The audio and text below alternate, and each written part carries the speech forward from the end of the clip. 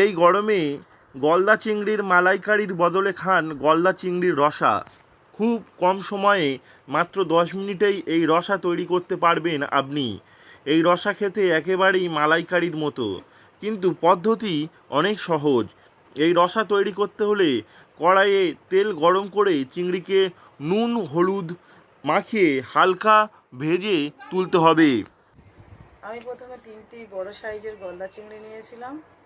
তো গলদা চিংড়িগুলো যেমনভাবে ছাড়িয়ে নেওয়া ঠিক তেমনভাবে ছাড়িয়ে নিয়েছিলাম। তারপরে গলদা চিংড়ির হলুদ লবণ আর লঙ্কা গুঁড়ো দিয়ে গলদা চিংড়ি 3টি মাখিয়েছিলাম। তারপরে তেলের উপরে দিয়ে ওটা ফ্রাই করে নিয়েছিলাম।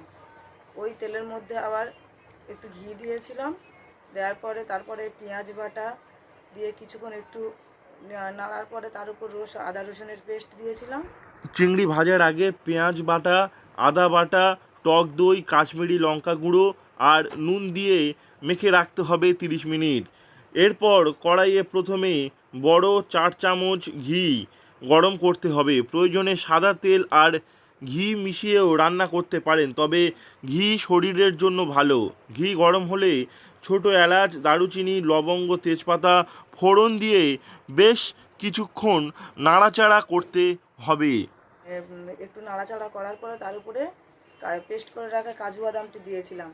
দেওয়ার পর ওর উপর হালকা একটু চিনি দিয়েছিলাম, একটু লবণ দিয়েছিলাম। দিয়ে একটু নাড়াচাড়া করে যে একটু তেল ছেড়ে দেবে, তখন ওই গ্রেভির উপরে আমি নারকোলের দুধ করে রাখা নারকোলের দুধটি দিয়েছিলাম। আচ্ছা, এটা খেতে খুব ভালো। হ্যাঁ, খুব টেস্ট হয়।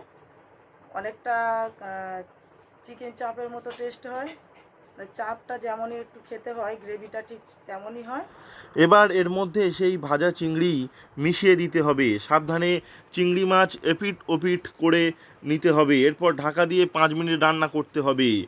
এরপর এতে নারকেলের দুধ বড় 4 চামচ দিতে হবে। এতে রান্নার স্বাদ খুবই ভালো আসে। এবার লো ফ্লেমে আরও কিছুক্ষণ ফুটিয়ে নিতে হবে। উপর থেকে একটু গরম মশলার গুঁড়ো ছড়িয়ে দিতে হবে। তাহলেই তৈরি হয়ে যাবে গলদা চিংড়ির রসা। সমস্ত কাজগুলি সেরে রাখলে খুব কম সময়ে মাত্র 10 মিনিটেই তৈরি হবে এই রসা। তাহলে আর অপেক্ষা কিসের? বাড়িতেই তৈরি করুন এই গলদা চিংড়ির রসা। এই গলদা চিংড়ির রসা খেতে খুবই সুস্বাদু হয়। গরমের সময় চিংড়ির মালাইকারির বদলে এই রসা তৈরি করতে পারেন আপনি। দক্ষিণ 24 পরগনা থেকে নবাব মল্লিকের রিপোর্ট, লোকাল 18 বাংলা।